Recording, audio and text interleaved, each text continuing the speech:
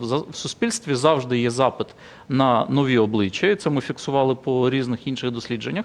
Але в цьому випадку люди хочуть нові обличчя, або великий запит на нові обличчя є, але щоб у цих нових облич вже був хоча б якийсь управлінський досвід або досвід роботи на державних посадах, щоб це були нові обличчя, але все ж таки досвід, щоб у них був.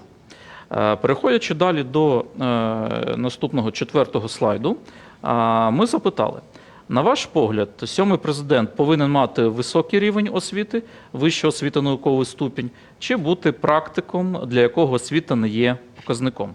І тут ми побачили, знову ж таки, картинку, що загалом має бути з високим рівнем, або швидше з високим рівнем освіти 54,7% громадян віддали свої голоси за ці варіанти, а варіанти швидше практиком або однозначно практиком сумарно 34,4%.